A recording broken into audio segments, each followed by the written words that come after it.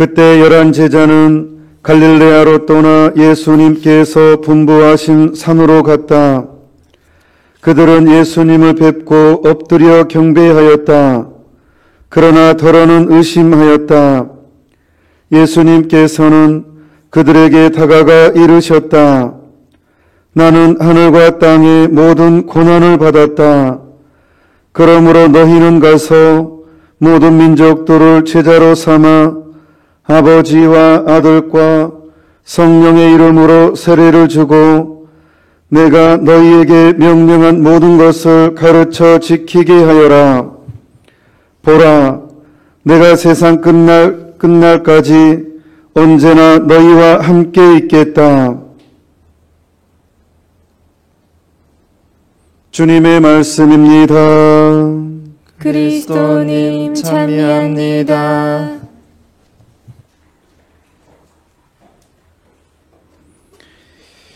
제가 사제서봉을 받고 신부가 되고 이제 신부가 되잖아요. 그러면 동기들끼리 이제 은경축 그때는 그랬어요. 이제 은경축 25년 이상 되신 신부님들, 그때는 은경축이 아니라 원로 신부님 한 이제 10분 정도 이제 교회에 이제 원로 신부님들을 찾아가서 인사드리고 이제 덕담을 듣고 한 일주일 정도 이렇게 돌아다니면서 이렇게 동기들끼리 이제 이렇게 인사를 하는 이제 신부 됐으니까 이제 그런 행사가 있었어요. 근데 어떤 곳에 이제 딱 신부님께 인사를 하러 갔는데 이제 은퇴하신 신부님이시죠. 이제 신부님이 대뜸 우리 자존심을 확 찌르는 얘기를 했어요. 자존심을 찌르는 것보다 하여튼 뼈 있는 얘기. 이렇게 얘기하셨습니다. 아니, 요즘 젊은 신부들은 미사를 집전하는데 자신이 없어, 자신이. 이게 딱 미사를 하면 젊은 신부들이 그냥 너무 자신이 없게 미사를 한다고. 그 말이 저는 굉장히 많이 꽂혔습니다. 확 들어왔습니다. 내가 믿는 신앙에 자신이 없죠. 미사는 우리 그리스도 교회 신앙의 정점이죠. 근데 자신이 없다. 젊은 신부들이 자신이 없어. 자기 이 미사에 이렇게 젊은 신부들이 이렇게 그 말이 저한테는 정말 크게 다가왔습니다. 여러분들은 여러분들의 믿는 신앙에 자신이 있습니까? 개신교는 너무 자신이 넘쳐서 조금 문제인 것 같은데 우리는 또 너무 자신감이 없어서 내가 믿는 신앙에 자신감이 없어서 문제인 것이 아닌지 한번 생각해 봅시다. 라틴과 추기경님 때 베네토 16세 교황님이 이제 신앙교류성 장관이셨죠. 이 시대의 위기는 믿음의 위기라고 그랬어요. 믿음의 위기. 천주교 신자는 정말 많은데 참으로 믿는 사람은 적다. 믿음의 위기라고 했어요. 오늘 예수님께서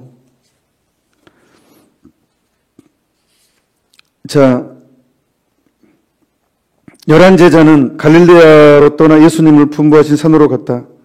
그들은 예수님을 뵙고 엎드려 경배하였다. 이제 그냥 예수님에 대한 신성에 대한 거예요. 예수님은 하느님이셔 사람이십니다. 하느님 신성과 인성이 두 가지가 있어요. 미사 때 포도주하고 물을 섞습니다. 그게 바로 포도주는 신성을 상징하고 물은 인성을 상징합니다. 그러니까 완벽한 구세주인 거예요. 우리의 구세주인 것은 하느님인데 인간이니까 우리를 대신할 수 있고 하느님이시니까 우리가 하느님께로 갈 수가 있고 그래서 다리죠, 다리. 인간과 하늘의 다리, 예수 그리스도는 이 진정한 구세주이죠. 하느님이면서 사람이기 때문에. 그러니까 오늘 제자들이 예수님을 뵙고 엎드려 경배합니다. 이게 압도되는 거예요. 인간이 그러려고 그러는 게 아니라 이게 완전히 그 신성함에 사람이 거룩함을 체험하는 순간 엄청난 두려움을 느낍니다. 이게 엄청난 이 두려움이 있어요. 신성을 체험할 때 인간은 구약 성서에 보십시오. 나는 이제 죽었구나. 속된 몸으로 하느님을 뵙다니 하면서 저는 이제 물론 이제 고등학생 때 세례 받은 사람들은 체험을 조금씩 주십니다. 유아 세례 받은 사람은 체험을 안 주십니다. 어차피 뿌리가 믿음으로 성장해야 되니까 또 태중이 딱 그 모종 토양이 신앙의 토양이기 때문에 어떤 감각적인 체험을 안 줍니다. 믿음을 더 성장시키기 위해서. 그런데 늦게 세례 받은 사람들은 이제 이렇게 멀리 갈 수 있기 때문에 가끔씩 체험을 주십니다. 그러니까 체험이라는 것은 이제 신심이 깊은 거하고는 큰 차이가 있어요, 좀. 그러니까 우리는 체험을 많이 하면 그 사람 믿음이 깊다고 생각하잖아요. 아닙니다. 그거 정말 잘못된 거예요. 오히려 이제 어느 단계에 올라가면 어두운 밤이 옵니다. 딱 하느님이 모든 감각을 뺏어가 버립니다. 느낌이 없습니다. 성당을 다녀도 느낌이 없습니다. 기도를 해도 느낌이 없습니다. 이것은 이제 본격적인 신앙의 믿음의 깊이로 들어가는 단계입니다. 그러니까 이제 체험이 많다는 것은 이제 은사의 그 믿음하고는 좀 관련이 없는 이제 다른 사람을 전달하기 위한 것이기도 하고 내가 믿음이 약하기 때문에 하느님이 이제 조금씩 맛보야지만 내가 좀 성장하니까 그런 것입니다. 그러니까 저는 이제 고등학생 때 세례 받았으니까 믿음이 약하니까 하느님이 체험을 주신 거예요. 근데 어느 순간 제가 하느님을 뵙고 싶습니다. 하느님을 누리고 싶습니다라는 기도를 성당에서 간절히 한 때가 있었어요. 근데 저 죽을 줄 알았어요. 저는 진짜로. 만약에 그 아시시의 성 프란치스코 성인은 자신을 벌레만도 못한 인간이라고 말을 했거든요. 저는 그게 너무 비하 아닌가. 어떻게 벌레만도 못한 인간이라고 표현하냐. 너무 인간성에 대한 너무 좀 비하 아닌가. 그런 생각을 개인적으로 했거든요. 그런데 그것이 아니었습니다. 제가 하느님의 사랑이 딱 살짝 맛보는 순간 점도 안 되는. 그러니까 왜 하느님이 안 나타나시지? 옛날에는 정말 많이 살았는데 요즘 한번 짠하고 나타나 준다면 사람들이 많이 믿을 텐데 이런 생각도 한 적이 있었거든요. 근데 그러면 안 되겠구나라고 생각을 했어요. 나타나면 죽어버리는구나. 인간이 견딜 수 없구나. 이 하느님의 위대한 이 엄청난 무한한 사랑을 이 작은 심장은 견디기가 힘들다. 진짜를 제대로 알아버리면 심장이 터져버릴 것 같았어요. 그래서 하나의 깨알보다 못한 나라는 존재는 이 하느님의 위대하심, 이 전능과 위대하심을 살짝만 그림자처럼만 맛봐도 인간은 하나의 점도 안 되는 그런 존재구나라는 것을 제가 홀로 성당에서 기도할 때 살짝 느낀 적이 있습니다. 그래서 저한테 나타나시면 안 될 것 같습니다, 예수님. 저는 죽어버릴 것 같습니다. 그렇게 이제 결론을 맺었습니다.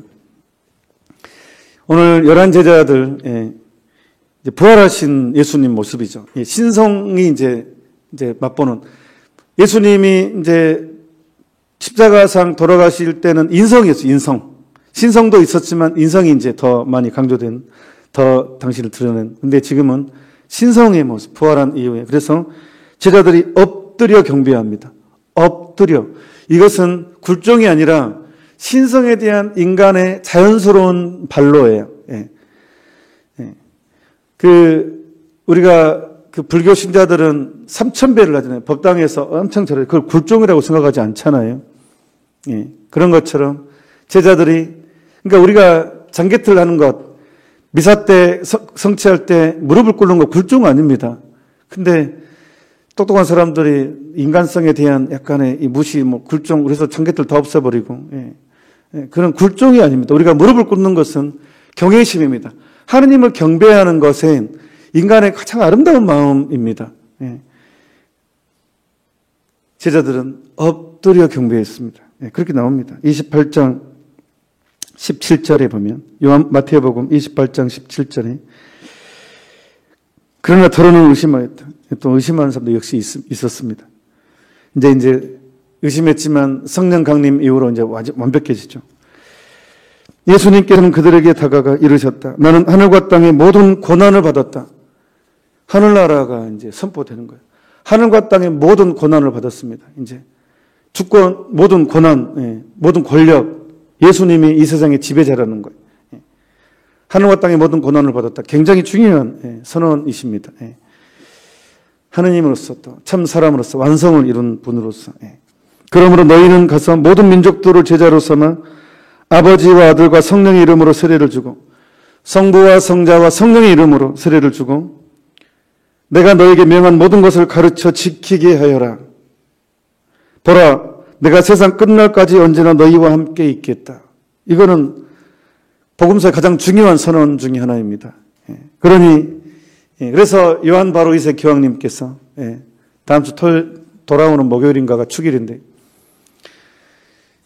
이분이 그래서 빛의 신비를 했잖아요. 지금은 너무 신자들이 끌려다닙니다. 이렇게 하느님 나라가 시작됐고 이게 주도적으로 하느님의 권능이 하느님 나라가 시작됐는데 세속에 끌려다녀요.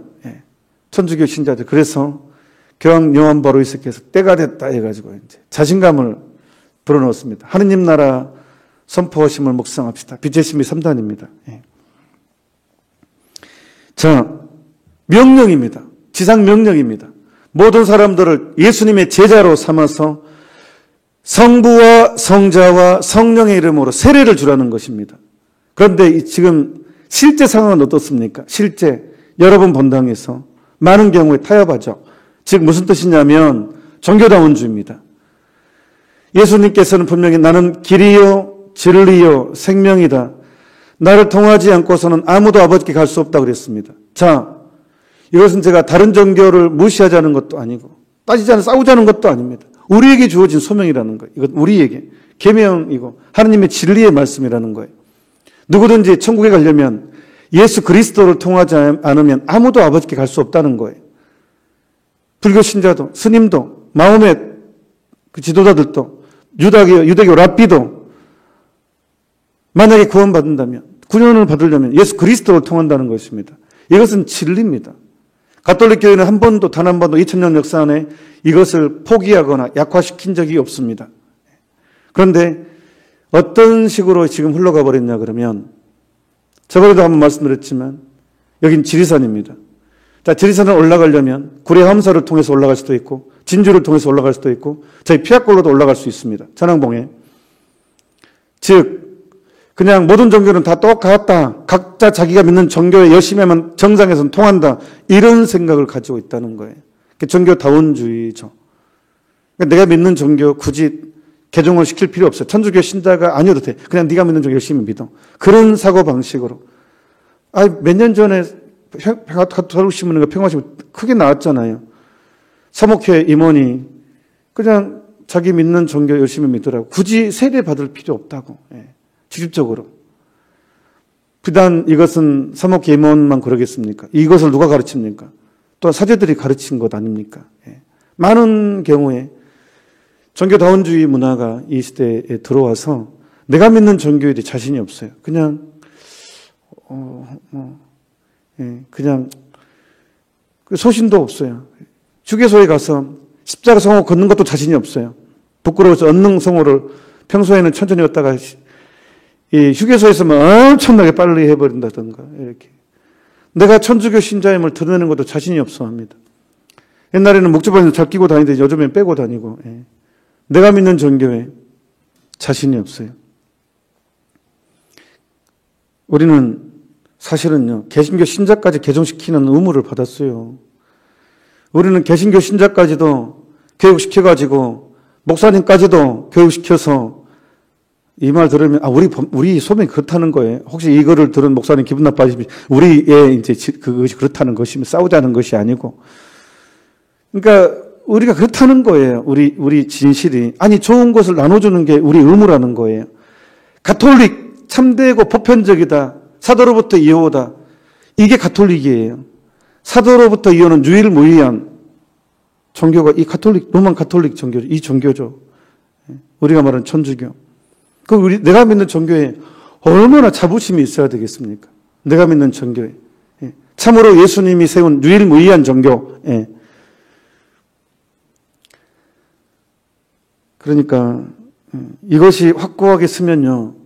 타 종교를 무시하는 게 아닙니다. 오히려 존중하게 됩니다. 왜냐하면 이제 이걸 교리를 좀 더 알아가면 예수님은 하느님 사랑과 이웃 사랑을 얼마나 강조했습니까? 그리고 사마리아 사람에도 얼마나 극진한 여인에게 얼마나 다정하게 대했습니까? 그러니까 우리는요, 소명이 있어요. 살아생전에 예수 그리스도를 전해야 되는, 이웃에게 예수 그리스도를 전해야 되는 소명이 있습니다. 예수님 믿으면 뭐가 좋습니까? 대체 예수님을 믿으면 뭐가 좋습니까? 하면 자신 있게 얘기를 할 수 있어야죠. 나는 예수님에서 뭐가 좋지? 예. 한번 생각해 봤습니다. 나는 뭐가 좋지? 나는 왜 신부가 됐지? 나는 왜 예수님 때문에 이런 삶을 살지? 나는 왜 이렇게 살지 하고 생각해 보죠. 뭐가 좋냐? 예수님을 알게 되면 세상이 공평하다는 것을 알게 됩니다. 예수님을 믿게 되면 딱 태어나면 제일 먼저 경험하는 게 세상의 불공평이죠. 세상이 왜 여문양요꼴일까? 왜 빈부격차가 이렇게 심할까? 나라뿐만 아니라 가정뿐만 아니라 그리고 왜 사기치는 사람들은 이렇게 정말 많고 악착같이 아주 독하게 하면 사업에 성공하는 것 같고 착하게 살면 이용당하는 것 같고 왜 태어날 때 장애를 가진 사람들은 대체 뭔 한이 많길래 뭔 죄가 있길래 너무 억울할 것 같았어요. 제가 장애인들을 보면 너무 억울하겠다. 아니 대체 똑같은 인생 한번 태어났는데 왜 그 사람들은 정말 이 억울한 인생 너무 많죠. 그래서 우리나라는 뭐가 발달했습니까?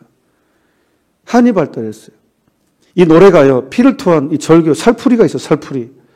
그리고 우리나라에는 너무 한이 많으니까 침략도 너무 많이 당하고요. 중국한테 당했다가 맨날 조공바쳐야 되고 사람까지 조공바쳐야 되고 일본한테 당하고 수차례 당하고 중국한테 당하고 가운데 끼어가지고 예. 참 우리나라는 침략도 진짜 많이 당했더라고요. 그러니까 한이 많아요. 그래서 죽음도 많고 상처도 많고 한많은 민족입니다. 그래서 그런 이 국악을 보면요. 진짜 그런 아쟁이요. 이 아쟁 소리 그 구슬프입니다. 가야금도 구슬프고요. 이게 구슬퍼요. 이게. 근데 그래서 저는 우리 한민족에 그리스도교가 전파된 것은 치유라고 저는 생각을 합니다. 예. 여기서 말씀드리겠습니다. 자, 예수님을 믿으면 첫째로 뭐가 좋냐?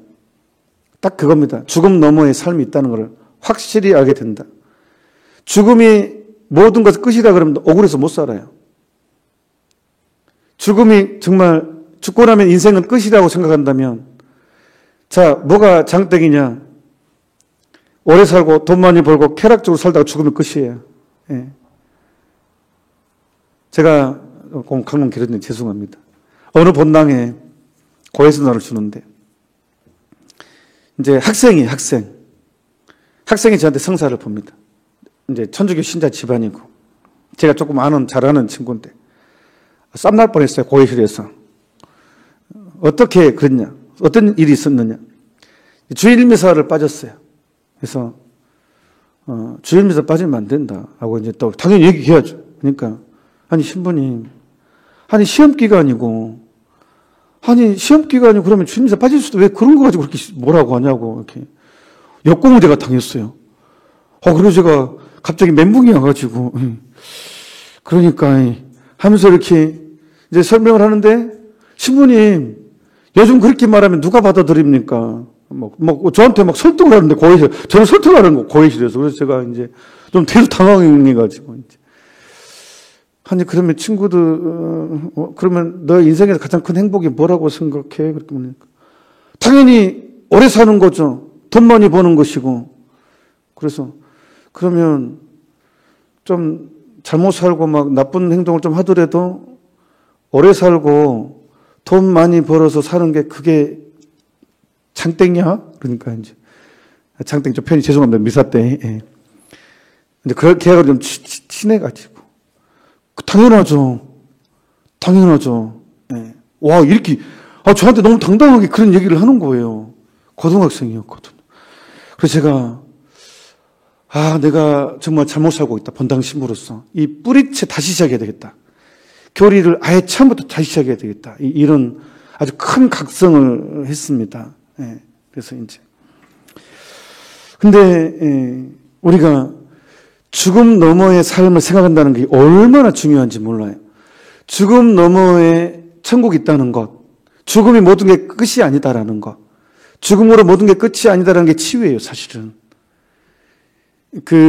뭐죠? 지금이 비록 인생은 짧잖아요. 근데 살면서 계속 느껴요. 억울한 것도 많고 상처도 많이 받고 결국 외로워요. 그러니까 술 마시고 노래하고 춤을 춰봐도 가슴에는 하나 가득 슬픔뿐이네. 고래사냥이라는 노래입니다. 술 마시고 노래하고 춤을 춰봐도 결국은 외로움은 어떻게 할 수가 없어요. 예. 아무리 쾌락이 좋아서 쾌락에 빠져버리죠. 결국은 마약으로 간다니까요. 마약, 너무 이제 나를 황홀하게 해주는 이제 약이니까 그 마약이에요. 근데 결국은 마귀를 체험하니까 또 마약이에요. 결국은 계속 마약을 맞고 계속 알잖아요. 결국은 사람이 얼굴이 일그러 피폐해져 있잖아요. 약을 계속 막다 보면 쾌락적인데 너무 기분 좋은데 결론이 뭡니까? 그 마약의 끝은 피폐해져요. 인간이 망가지는 것입니다. 술 마시고 노래하고 춤을 춰봐도 가슴에는 하나 가득 슬픔, 외로움이 있습니다. 그리고 억울함도 있고 상처도 있고 한도 있습니다. 각자 한이 있어요, 한이. 그런데 예수님을 아는 순간 내 죽음 너머에 영원한 생명이 있다는 순간 이게 완전히 해소가 됩니다. 아니, 해소가 될 뿐만 아니라 지금의 삶을 즐길 수가 있었습니다. 내 과거를 산행할 수가 있습니다. 그 가난까지도 감사할 수 있어요. 이게 저한테는 기적이었어요. 나는 되게 열등감 많았거든요. 나는 왜 이럴까? 내 인생은 왜 이럴까? 되게 열등감 심했어요. 그런데 예수님이라는 분을 체험하는 순간, 주님 당신이시군요의 순간, 그것이 오히려 장점이 됐어요. 그것이 오히려 더 여유였고, 이게 인생 역전이었어요. 그래서 사도 바오로가 내가 우리 주 예수 그리스도를 전하지 않으면 나한테 화가 맺힐 것입니다. 너무 좋은 거예요. 이것은 내 인생을 즐길 수가 있었어요. 그러니까 모든 사람은 각자의 역할이 있어요. 손의 역할이 있고, 귀의 역할이 있고, 눈의 역할이 있고, 코의 역할이 있고, 입의 역할이 있고, 발의 역할이 있고, 장기도 심장이 있고, 신장이 있고, 갈비가 있고, 대장이 있고, 소장이 있고, 각자의 역할이 이 몸을 유기적으로 돌아가게 하잖아요. 하나의 인간이 움직이게 되잖아요. 그냥 모든 인생이 그냥 완전히 이해가 됐어요. 들꽃도 있고, 장미꽃도 있고, 국화도 있고, 정말 다양한 꽃이지만 아름답잖아요. 그 지리산의 야생화들도 진짜 아름답거든요. 그냥 그 자체로, 그러니까 예수님을 하느님이시오 사람이신 그분을 만나는 순간 명호가 모든 게 환해집니다. 인생이 이렇게 아름답다는 것. 비극이고 그 전에는 인생이 약육강식이고 정말 외로운 섬에 떨어진 외로움이고 너무 억울함이 많고 상처도 많은 이런 인생에서 인생은 아름다워. 인생을 즐길 수가 있습니다. 영화 혹시 인생에 아름다워 보셨나요? 슬픈 영화인데 또 아름답습니다. 결국은 아버지가 죽어요. 아들을 위해서. 근데 인생은 아름다워요. 제목이. 결국은 죽어요. 아버지가. 진짜 죽어요. 결국은. 인생의 끝은 죽어요. 근데 제목은 아름다워요. 이런 말도 안 되는 소리가 어디 있어요. 근데 이게 이탈리아 영화인데 그 예수님 모습이었거든요. 그게 바로 이게 이탈리아 사람들은 어릴 때부터 가톨릭이니까 문화가 이렇게 2000년 동안 내려온 그게 있다니까요. 그런 뼈에 흐르는 게 있어요. 그러니까 그런 제목을 붙일 수가 있어요. 인생은 아름다워. 아버지가 죽은데 아름다워. 아들을 살리면서 죽거든요. 그러니까 여유가 있어요. 여유가. 삶에. 그러니까 예수님을 제대로 만나면 그 이혜인 수녀님의 식구처럼 지울 수 없는 상처도 당신 앞에는 축복입니다. 이 말을 감히 할 수가 있어요. 예수님 때문에. 예수님 때문에. 그래서 예수님 만나면 그래서 우리는 이 좋은 예수님을 전해야 됩니다. 인생 역전이 바로 이루어지기 때문에. 두 번째는 예수님을 만나면 무엇이 좋냐? 용서를 체험하게 돼요. 사람이 살면서 가장 고통스러운 경험 중에 하나가 죄책감입니다. 이 죄에 대한 이 죄책감. 우리는 살면서 죄를 안 지을 수 없거든요.